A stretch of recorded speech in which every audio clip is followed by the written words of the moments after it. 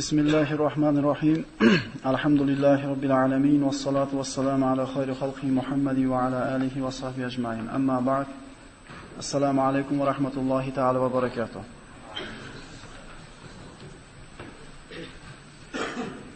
Payg'ambarlar alayhimussalatu vassalam qissalarini o'rganar ekanmiz. Siz bilan biz mana o'tgan suhbatimizda Davud va Sulaymon alayhimussalomlarning qissasini so'zlashgan bo'ldik. Va bundan olinadigan xulosalar shu bo'ladiki, insonga Alloh taolo har qancha davlat bermasin, har qancha mulk bermasin, har qancha umr berilmasin, baribir Alloh taoloning bir ojiz bandasi ekanligi, bir kun bu narsasidan ayrilishligi va bir kun albatta Alloh taolo u kishini jonini olishligini ko'rgan bo'ldik. Mana Sulaymon alayhisalom qissasini qisqa bir takrorlaydigan bo'lsak, Alloh taolo u kishi haqida marhamat qilib aytdiki, men Alloh taologa duo qilib, Robbi habli mulkan la yanbaghi li ahadin min ba'di innaka antal wahhab. Parvardigoro, menga shunday bir mulk, shunday bir davlat berginki, mendan keyin hech qachon hech kimga bunday mulk nasib etmasin dedi. Va mana shu duosiga Alloh taolo bu duosini ijobat qildi va Sulaymon alayhisalomdan avval ham, u kishidan keyin ham bunday podshoh yer yuzida bo'lmaydi. Sababini o'tgan suhbatimizda ko'rib chiqdikki, Alloh taolo yer yuzida o'malaganki jonivor bo'lsa, Sulaymon alayhisalomga qo'shin qilib berdi. Hech qachon hech kimga bo'ysunmagan va kelajakda ham bo'ysunmaydigan jinlar toifasini Alloh taolo o'zini buyrug'i bilan bo'ysundirib berdi. U kishining xizmatida shamollar bo'ldi. Va li Sulaymon riha sifa ghuduha shahrun va rawahuha shahr deb Alloh taolo marhamat qildi. Sulaymonga biz shunday bir shamollarni in'om etdikki, uni uzunligi borishligi 1 oy, kelishligi 1 oylik bo'lgan uzun shamollar edi deyildi. Sulaymon alayhisalom shu shamolga buyursa, qayoqqa xohlasa aytgan joyga bulutni haydab olib borar edi va ana shu joyga yomg'ir yog'dirar edi. Sulaymon alayhisalomga berilgan mulkda mana aytdik, ana shu o'zini qo'shini bilan biror joyga borib bir jang qilmoqchi bo'ladigan bo'lsa, ana shu yog'ochlardan biriktirilgan bir katta bir maydonga askarlarni chiqarar edi va shamolga buyurganda shamol ko'tarib, u o'sha qo'shinni aytgan joyga olib borib yetib qo'yar edi. Alloh taolo kishiga va asalna lahu aynal qitr deb marhamat qiladi. Biz unga mis oqib turadigan buloqni ato etdik dedi. U kishining vafoti ham insonlarga ibrat bo'ldi. Alloh taolo kishining vafot qilishligida ham odamlarga ibrat bo'lishini xohladida, ya'ni g'aybni bilishlik faqat Alloh taoloning o'ziga xos bo'lgan ilm. Hech kim g'aybda kelajakda nima bo'lishligini bilmaydi. Bilishi mumkin ham emas. Ana shu davrdagi odamlarda bu e'tiqodi, bu tushunchasi botilligi Sulaymon alayhisolamning vafotida ko'rindi. Sulaymon alayhisolamga osiy bo'lgan jinlarda Alloh taolo Sulaymon alayhisolamga shunday qudrat berdiki, ularni ikkisini bir-biriga bog'lab qo'yib, azoblash quvvatini bergan edi. Bu Sulaymon alayhisolamga osiy bo'lsa, bu dunyodagi jazo shu edi, oxiratda albatta jahannamda kuyaradi ular. Jinlarni kuzatib turar ekan, Sulaymon alayhisalom qo'liga asosini oldi, ikkala qo'lini kaftini tayoqqa qo'ydi va jag'ini kaftiga tayadi. Mana shunday holatda turganda Alloh taolo jonini qabz qildi.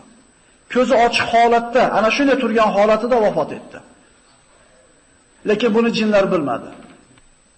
Gumon bo'ldi o'lib qolganligiga jinlar, lekin borib uni tekshirgani botini olmadi. Va mana shu holatda 1 yil qolib ketdi Sulaymon alayhisalom. Sahih hadislarda keladi, 1 yil mana shunday turgan holatda jinlar tinimsiz mehnat qilib turdi. Va ana shu yerda hayvonlardan bo'lgan qurtlardan bir Alloh taolo buyruq berdi bandasiga, u asoni yeb, aso zaiflashib, sinib Sulaymon alayhisalom yiqilgandan keyingina jinlar Sulaymonni 1 yildan beri mayit ekanligini bilishdi. Alloh taolo aytadi, agar jinlar g'aybni bilganida mana shunday bir og'ir, xor qiluvchi mehnatda davomiy suratda qolmagan bo'lardi deydi. Sulaymon alayhisalomga berilgan mo'jizalar buyuk bo'ldi va shukr keltiruvchilardan biligini ko'rdik Sulaymon alayhisalomda. Demak, bu Sulaymon alayhisalomning vafotidan jinlar emas, boshqa hech kim Alloh taoloning ilmi bo'lgan g'ayb ilm bilishligi mumkin emasligi kelib chiqadi. Bir odam kelajakda bilishligi, sizni kelajakda olib berishligi, hali ish yo'llaringizni ochib olishligi, shunga o'xshagan narsani da'vo qilayotganda biz aniq bilaylik, bu kufr bu. Agar uni qo'lidan sizni ish yo'llaringizni ochib olish kelganda, unaqa qilib o'tirmas edi o'zi. O'zi yo'llari, ish yo'llarini nima qilardi? Ochib olgan bo'lardi. Davud va Sulaymon alayhissalomlardan keyingi o'rinda keladigan bu qissa bu Uzayr alayhissalom. Mana bugungi suhbatimizni boshlaymiz. Bugun inshaalloh Alloh vaqtimizni yetkazib bersa, Uzayr, Zakariyo va Yahyo alayhissalomlarning qissasini so'zlashgan bo'lamiz. Alloh taoloning karim bo'lgan nabiylaridan Uzayr alayhissalom. U kishini Alloh taolo bir qishloqqa payg'ambar qilib yubordi. Uzayr alayhissalom ana shu aytilgan qishloqqa borganda, u qishloqda xarob bo'lib ketganligi, u yerda hech kim yashamayotganligi, u qishloqda anchadan beri bora yashamasdan xarob bo'lib ketganligi, odam yo'q, na bir ekin-tik yo'q, na uylar bor, umuman tashlandiq bo'lib ketgan qishloqqa payg'ambar bo'lib yuborilganligini ko'rdi-da, hayron bo'ldi. Men kimni da'vat qilaman bu yerda? Alloh bu qishloqda tiriltirsa, meni umrim yetadimi bu qishloq obod bo'lguncha? Alloh qanday qilib tiriltiradi meni tiriklik paytimda dedi-da, "Aukallazi marra ala qaryatin wa hiya khawiyatun ala urushiha, qala anna yuhyi hadhihi Allahu ba'da mawtiha, fa amatahu Allahu miyata'an." Alloh taolo kishini uxlayotganda jonini oldi.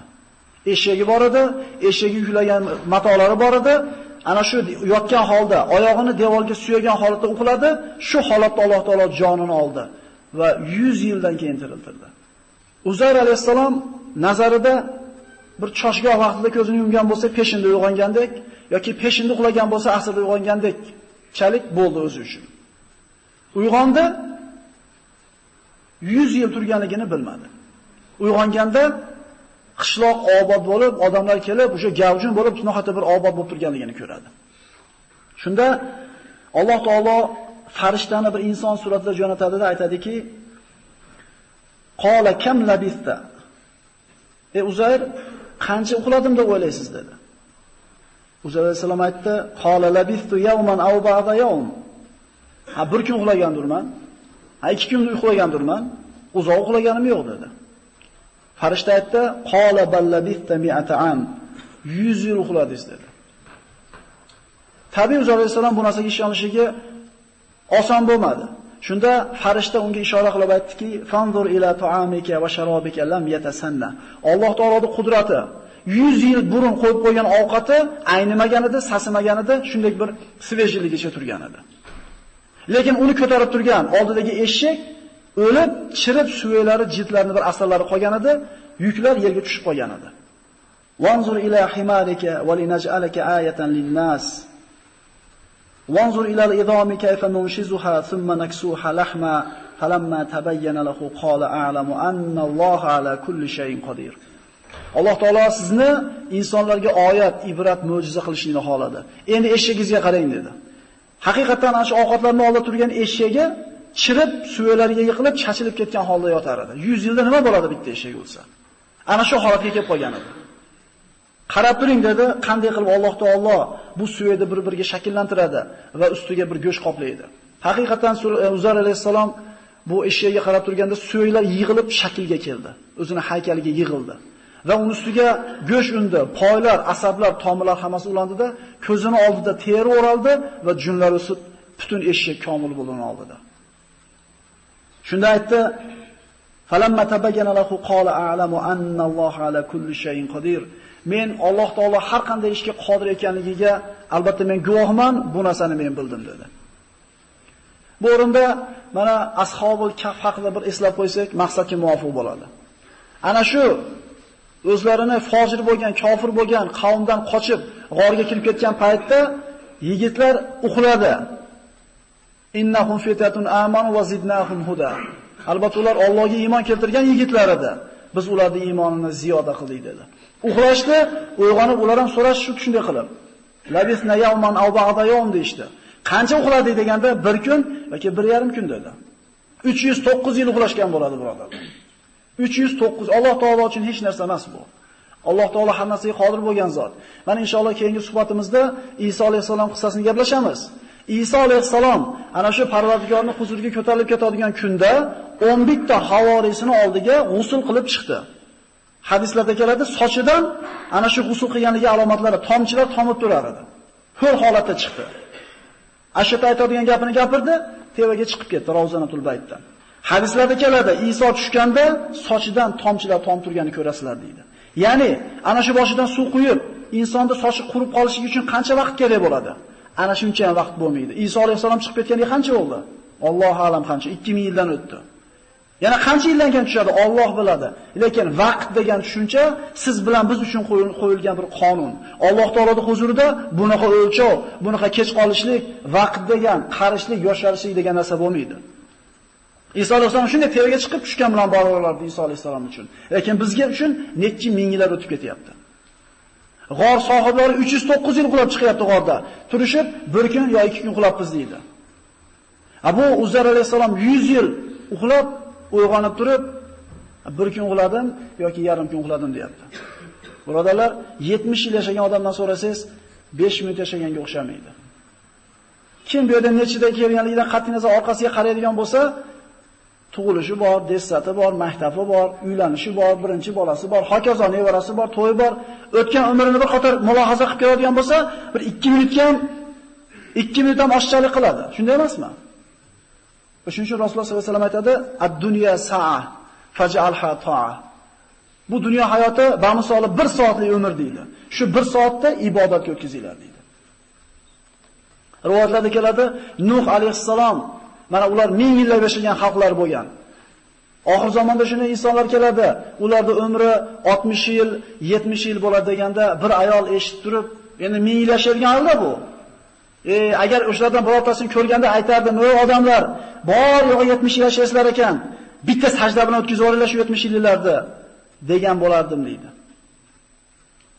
Ya'ni ular uchun 700 yil katta masofa bo'lsa, 1000 yil bizni 70 yilimizni hech qancha deb bilmayapti. Rivoyatlarda keladi, Nuh alayhisalom 1000 yil yashagan bo'lsa, qancha dunyoda turdim deb o'ylaysiz desa, monoxonaning eshigidan kirib, nariga eshigidan chiqib ketdim degan ekan. Bu 1000 yil yashay. Biz endi shu eshigini uchirgani ham ulgurmasa kerak biz umrimiz.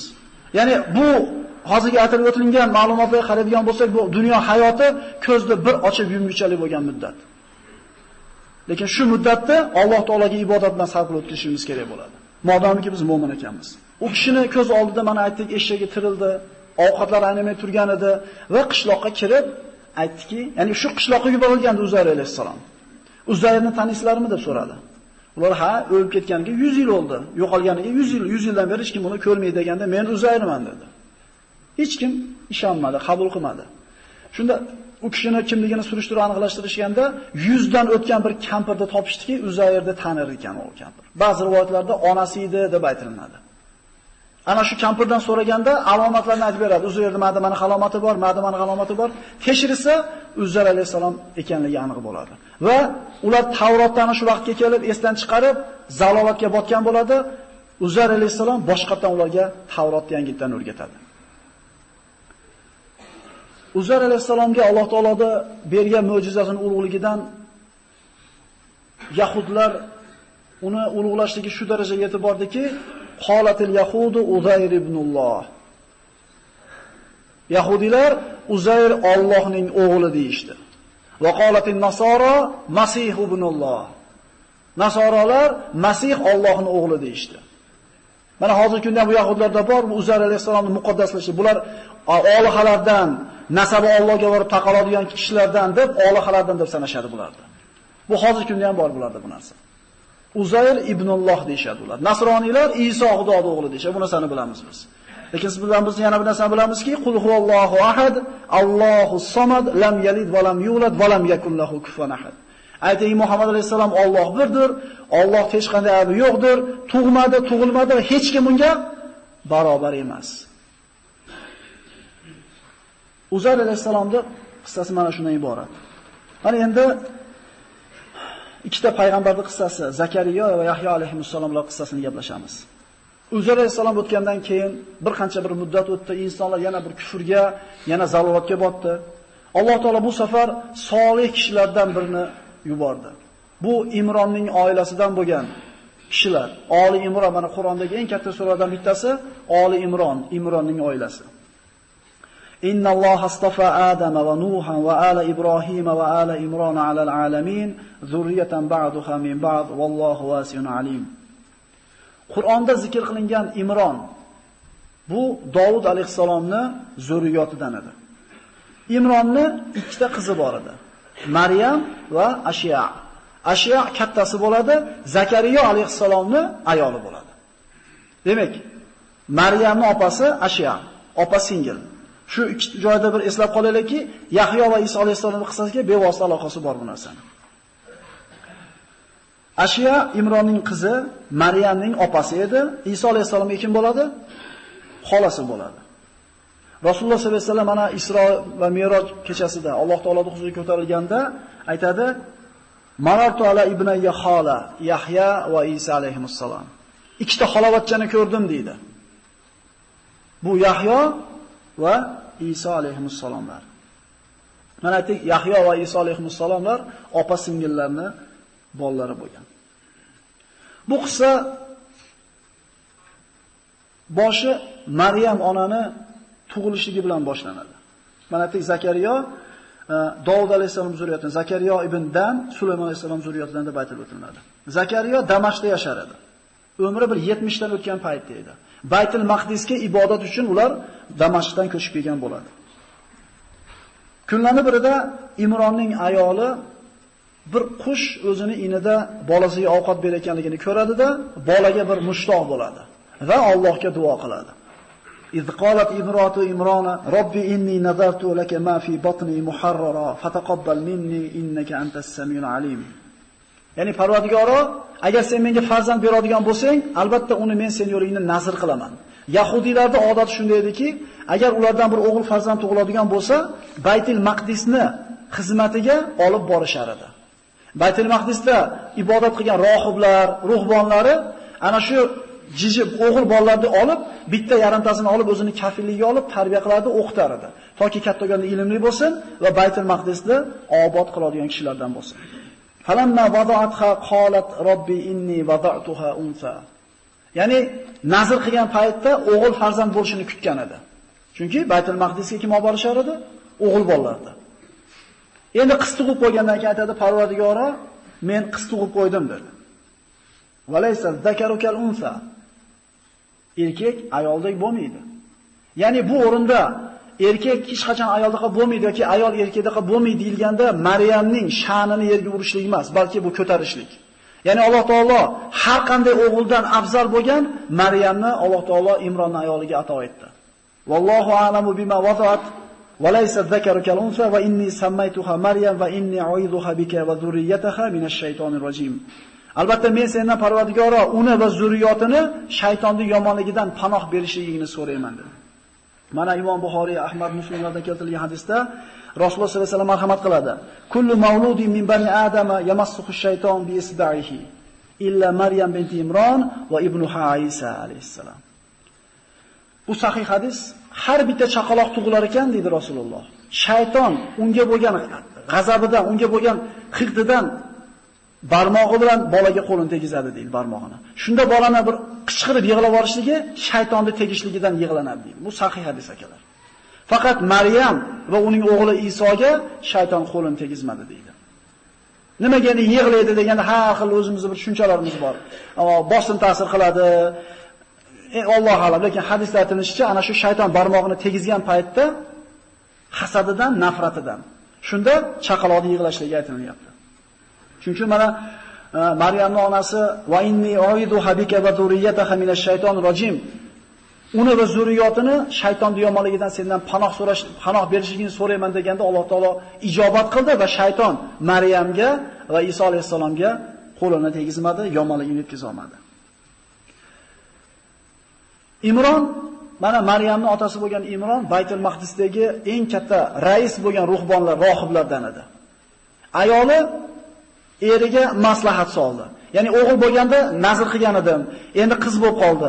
Endi nima qilamiz deganda er aytdiki, modomiki nazr qilgan ekansan, albatta Baytul Maqdisga olib borib berishlik kerak dedi. Olib borganda ana shu rohiblarning odatiga ko'ra chaqaloqni bir rohib kafilligiga olish kerak edi, tarbiya qilishlikka. Maryamni hammasi o'zini kafilligiga, ana shu go'dalik, emizikli holatda olib borganda o'zini kafilligiga olishlikka rohiblar talashib qolishadi. Hamma holatda o'zi bir tarbiya qilishlikka. Zakariya alayhissalom mana aytdik, Imronning kuyov bolasi bo'lyapti akalar. Ashiyoni eri edi. Qattiq turib oldi, ya'ni men buni tarbiya qilaman deb. Lekin hech kim o'zini ixtiyor bilan berishni xohlamagan paytda aytishdiki, kelinglar, Allohdan bir yechim so'raymiz. Ularning odati shunday ediki, agar biror ishga kelishmay qolsa, talashib qolsa, ular Alloh taologa iltijo qiladi, Alloh taolo bir har xil ko'rinishda ularning mushkulasini hal qilib berishar edi. Qanday qilib hal qilamiz? Aytishdiki, hammamiz qo'limizdagi yog'och qalamlarimizni suvga oqizamiz. Suvga tashlaymiz. Kimda mana shu qalamida bir alomat, kimning qalamida bir alomat belgi ko'rilsa, o'shunga bo'ladi Maryam. Kafolati deyildi. Haqiqatan qalamdan tashashdi. Va ma kunta ladayhim id yulquna aqlamahum ayyuhum yakfuru Maryam va ma kunta ladayhim id yahtasimun.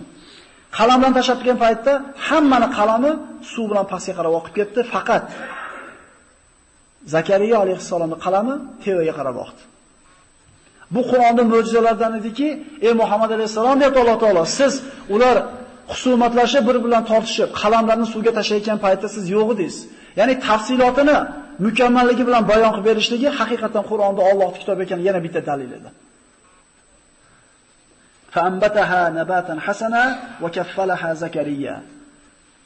Alloh taolo u Maryamni chiroyli bir o'stirdi. Ambataha nabatan hasana degani tezda yetildi degani.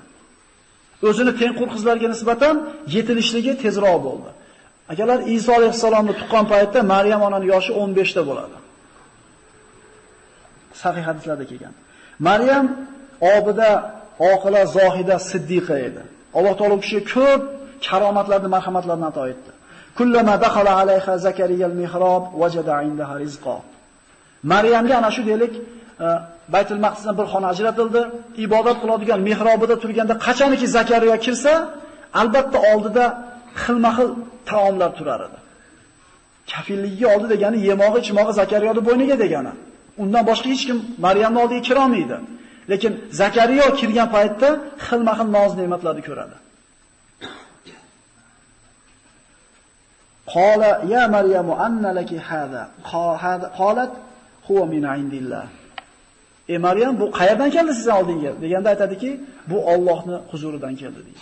Alloh taolo bergan karomat edi. Yozda yila topiladigan mevalar qishda turar edi oldida, qishda yiladigan mevalar yozda turar edi. Alloh taolo qodir zot. U kishini fazilat haqida aytadi. Va ummuhu siddiqa. Isoning onasi siddiqa edi. Innalloha yarzuqu man yasha bighayri hisob. Alloh taolo Maryamning fazilat haqida aytadiki, innalloha astafaki va tahharaki astafaki ala nisa'il alamin. Mana farishta Iso alayhissalom ruhini unga puflashga kelgan paytda aytadi, albatta Alloh taolo sizni pokladi va tanlab oldi. Yer yuzidagi hamma ayollarning ichidan bitta sizni tanlab oldi deyildi. Innalloha astafaki va tahharaki ala nisa'il alamin. Mal Masih ibn Maryam illa rasulun qad khalat min qablihi rusul va ummuhu siddiqa. Iso kim? Iso o'zidan avvalgi o'tgan payg'ambarlar qatorida bir payg'ambar va uning onasi siddiqa. Imom Buxoriy, Nasoiy, Termiziy, Ahmaddan keltirilgan hadisda Rasul aytadi. Boshqa burungi darslarda aytganmiz, kamula minir rijali kaseer dedi Rasululloh. Erkaklardan juda ko'pchiligi kamolat darajasiga yetdi. Valam yakmul minan nisa illa arba. Payg'ambarlar, shahidlar, siddiqlar, nabiylar, sahobalar, erkaklardan juda ko'pchiligi komil inson bo'lib yetishdi. Faqat ayollardan 4 tasigina komila bo'ldi dedilar payg'ambarimiz. Boshqa hadisda Xayrun nisa'il ard Maryam binti Imron, Xayrun nisa'iha Hadija binti Xuvaylid dedi boshqa hadisda. Yer yuzidagi yashagan ayollarda eng afzali Maryam binti Imron va yer yuzidagi ayollarda eng afzali Hadija binti Xuvaylid. 4 ta ayolni fazli haqida hadisda kelgan. Hasbuka min nisa'il alamina bi arba'a. Maryam binti Imron va Asiya zawjatu Fir'aun va Hadija binti Xuvaylid va Fatima binti Muhammad. Agar bularda mana 4 tasi aytilindi, Allohning huzuridagi darajasini, balandligi va tartibini bilan aytadigan bo'lsak, albatta birinchi o'rinda Maryam binti Imron turadi. Ikkinchi o'rinda Fatima binti Muhammad. Uchinchi o'rinda Hadija binti Xuvaylid, to'rtinchi o'rinda Osiyo zavjatu Fir'aun. Demak, mana shu aytilgan 4 ta komila bo'lgan ayollar ichidagi eng afzali ham kim? Maryam ona bo'lyapti. Maryamni mana shu 15 ga kirgan paytda deyapmiz.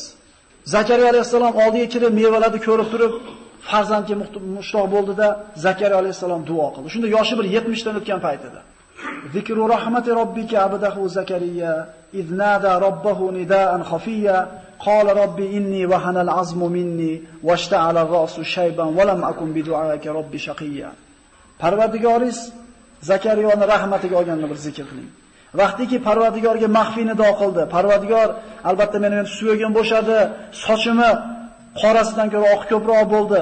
Parvardigor, seni menga beradigan marhamatingdan senga duo qilib noumid bo'lmaganman. Ya'ni qachon Zakariya alayhisalom Allohga duo qilsa, albatta ijobat qilar edi. Ana shularning qatorida duo qilib so'rayapti. Va inni khiftul mawaliya min waroi va kanat imrati aqir fahabli min ladunka waliya. Men o'zimdan keyin qoladigan kishilar haqida qayg'uraman dedi. Ya'ni Zakariya alayhisalom o'zini zamonidagi yagona payg'ambar edi. O'zidan keyin qoladigan kishilarning axloqidan ko'ra bir xotirjam bo'lmas edi qalbi. Ya'ni Banu Isroilning ishini ana shu orqamda qolayotgan kishilar olib qoladigan bo'lsa, yana zalolatga botib ketadi degan maqsadda Allohdan so'rayapti, mendan keyin qoladigan solih zurriyotni bergin. Yarisuni va yarisu min ali yaquba waj'alhu robbi radiya. Meni merosxo'rim bo'ladi va oli Yoqubni xonadoni merosxo'ri bo'ladi. Parvardigor o'zing bir rozi bo'lgin. Fastajabna lahu va habna lahu Yahya va aslahna lahu zawja. Bas Zakariyoni duosini Alloh ijobat qildi va ayolini isloh qildi. Mana shu isloh qildi ayolini deganda tug'mas bo'lgan deyiladi bitta rivoyatda. Alloh taolo uni tug'adigan qildi. Ana shu kunda o'zida hayz ko'rdi va boshqa rivoyatda aslahna lahu zawja degani u Zakariyoda ayolini tili bir buzuq edi. Faxs so'zlarni ko'p gapirardi. Mana shu tilini isloh qildi deyiladi. Lekin ikkala rivoyat ham bor. Ya Zakariya inna nubashshiruka bi g'ulamin ismuhu Yahya lam naj'al lahu min qablu samiyya. Zakariya, biz sizga Yahyo ismli farzandni ato etamiz. Biz ungacha hech kimni bu ism bilan nomlamagan edik. Yahyo degan ismni birodarlar Alloh taolo qo'ygan. Payg'ambari Zakariya alayhisolamning o'g'liga. Ya'ni tug'iladi, uni ismi Yahyo bo'ladi deydi. Ya'ni shu paytgacha u kishini ismdoshi, adashi bo'lgan emas. Lam najallahu min qablu samiyya degani adashi yo'q degani. Yahyo. Qala robbi anna yakunu li g'ulamun va kanat imrati aqiran va qad balagtu min al-kibari atiyya. Parvardigor, qayerdan menga farzand bo'lsin? Axir yoshim bir joyga borgan bo'lsa, ayolim tug'maydigan bo'lsa, bu holat agar Ibrohim alayhisolamning qissasiga murojaat qiladigan bo'lsak, Ishoq alayhisolamning tug'ilishligini xabarini farishtalar olib kelgan paytda farishtalarga Ibrohim alayhisolam aytgan edi. Qala abashshirtumuni ala an massani al-kibaru bifabima tubashshirun. Qarib qolgandan keyin farzandli bo'lishimni xabarni beryapsizlarmi? Ha, nima deyapsizlar dedi. Sora uni eshitib turgandi bu gapni. Yuziga shunday urib aytdiki, qolat ya vaylata a'alidu va ana ajuz va hada bali shaykha inna hada la shay'un ajib. Eshitib turgan Sora uni dedi, qarib shu yoshga kirganda tug'adimanmi? Ha, erim ham chol bo'lib qolgan bo'lsa, bu juda ajoyib ish oldi-yu bu. Bu kishi ham hayron bo'lgan edi.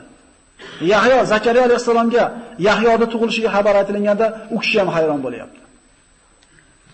Qalu atajabina min amrillah rahmatullohi va barakatuhu alaykum ahlal bayt innahu hamidun majid. Parvardigoringizni ishiga ajablanasizmi ahli bayt dedi. Alloh taolo qodir zot. Hech kim Allohning rahmatidan noumid bo'lmasligi kerak birodarlar. Hech kim. Qul ya ibadiyallazina asrafu ala anfusihim la taqnatu min rahmatillah innalloha yaghfiruz zunuba jami'an. Alloh taolo bu bir rahmat bo'lgan, siz bilan bizga bir ko'nglimizni ko'taradigan aytdiki, o'zlarini nafslarini isrof qilgan bandalarim deyapti. Qarang, u bitta gunoh qilgan, ikkita gunoh emas. Nafsini isrof qilgan bandalarim, meni rahmatimdan noumid bo'lmanglar. Alloh hamma gunohlarni kechiradi. Alloh g'afurur rohim bo'lgan zot deydi. Demak, hech kimni noumid qilishga haqqi yo'q va hech kim Allohning rahmatidan noumid bo'lishga ham haqqi yo'q.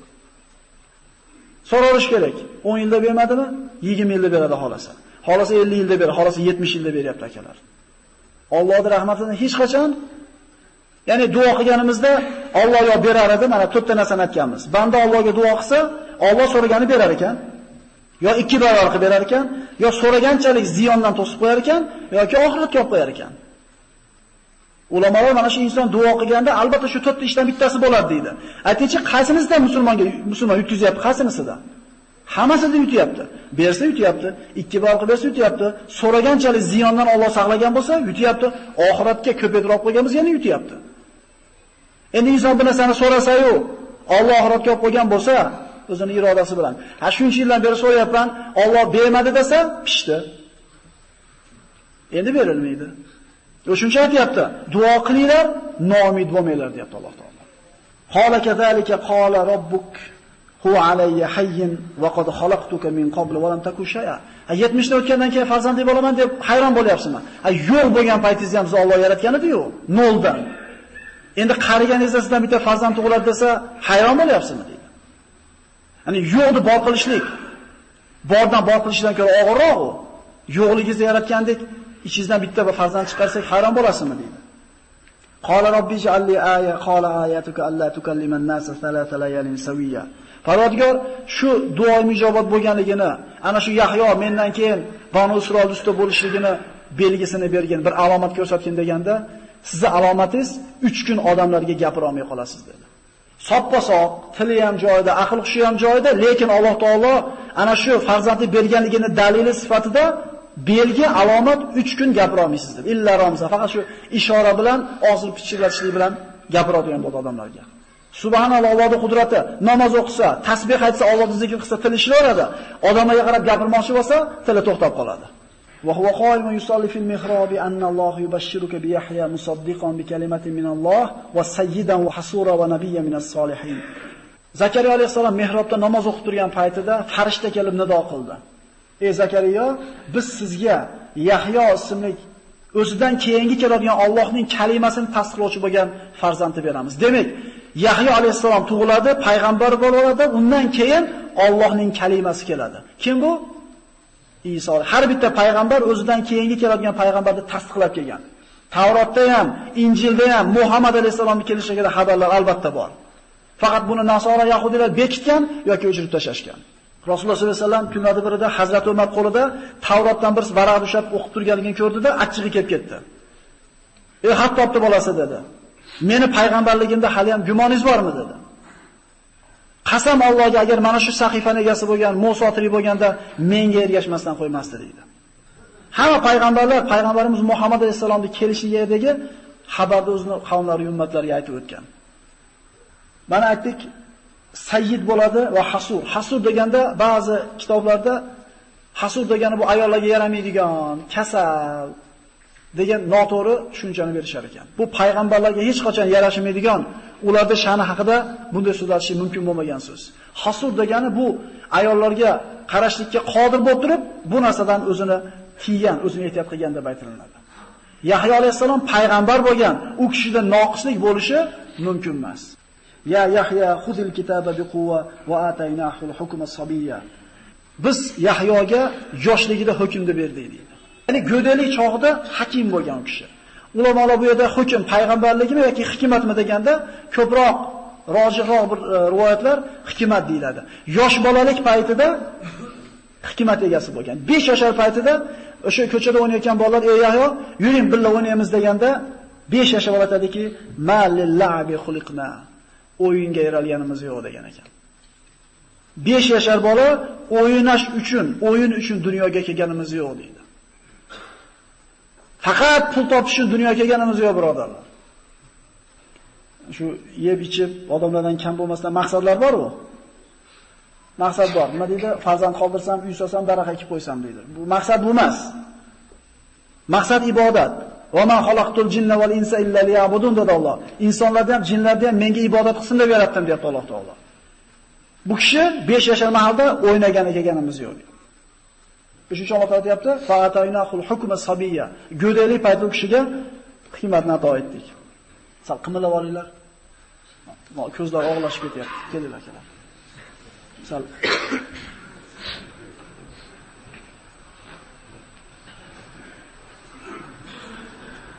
va hananan min ladunna va zakatan va kana taqiyya. Alloh taolo Zakariyoga Alloh taolo rahmat qilib berdi. Yahyo alayhisalomni.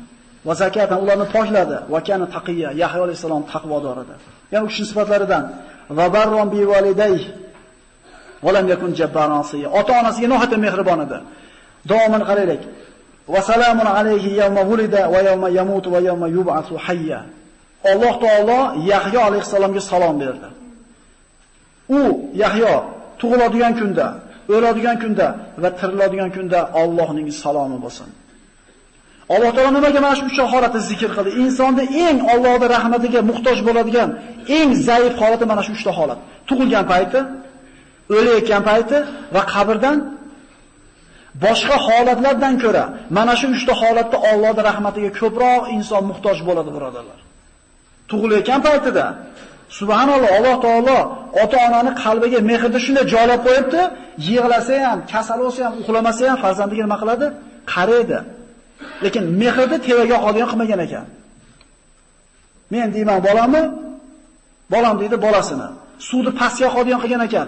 Mehrni pastga yuradigan qilgan Alloh. Agar teskari qilib qo'yganda insoniyat qirilib ketmasmidi? Bola tishi og'rib uxlamayotganda uyqusi kelmaydi.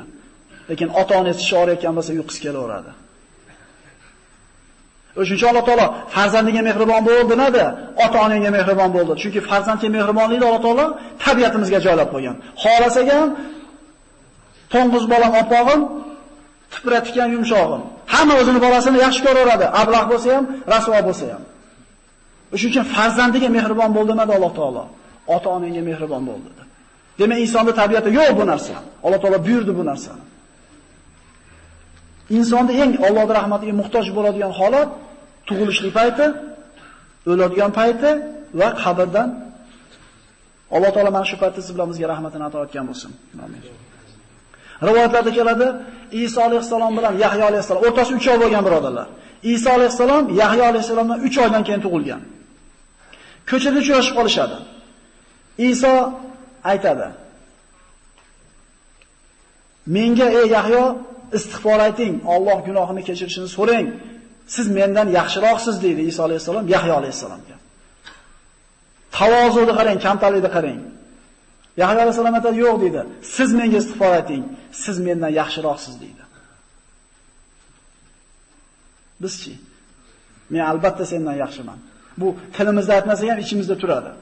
Ulamolar aytar ekan, qaysi odam taqvoli bo'la oladi desa, ro'parasida turgan odamni shu odam mendan ko'ra yaxshiroq bo'lsa kerak deb hayotda tura olsa, shu odam ine taqvoli bo'la olar ekan. Shu odam taqvoli emas. Shu odam taqvoli bo'lishlikka yarar ekan. Hali taqvoli emas.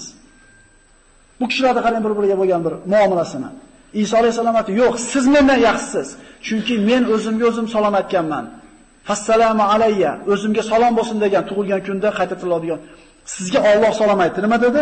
"Va salamun alayhi yawma wulida va yawma yamutu va yawma yub'athu hayya." Yahyoga tug'iladigan kunida, vafot etadigan kunida va tiriladigan kunida meni salomim bo'lsin deb Alloh taolo salomini shunday va'da qilib qo'ydi. O'shuncha aytayapti Iso alayhisalom. Siz mendan yaxshisiz deydi. Men nima deganman? O'zimga o'zim salom aytganman. Vassalamu alayya. Menga salom bo'lsin tug'iladigan kunimda, o'ladigan kunimda va qayta tiriladigan kunimda. Men o'zimga o'zim salom aytdim, Alloh sizga salom aytdi. Siz mendan yaxshiroqsiz dedi. Endi qaysinisi yaxshiroq? Albatta Iso alayhisalom darajasi ulug'. Lekin bu gaplari Yahyo alayhisalomga aytgan bu so'zlari Iso alayhisalomning kamtarligi, tavozunligiga bir ishora bo'ladi. Ana shu o'rinda bir chiroyli bir she'r bor ekan. Valadatka ummuka bakiyan mustasihan wan nasu hawlaka yazhakuna surura fakhris li nafsika an takuna idha bakaw fi yawmi mawtika zahakan masrura. Onang seni dunyoga yig'latib dunyoga keltirdi. Yig'lab kelding dunyoga, lekin atrofingdagilar xursand bo'lib kulishdi deydi kelganligingga. Endi haris bo'lgin, o'layotgan kuningda hamma yig'lab qolganda sen kulib ketishlikka harakat qilgin. Mulohaza qilib ko'raylik-da. Dunyoga yig'lab keldik hammamiz. Hamma xursand bo'ldi, kulishdi. Ha, o'g'il bo'pti deb bu yerda o'tirganlar hammasiga. Endi ketayotgan kunda hamma yig'laydi.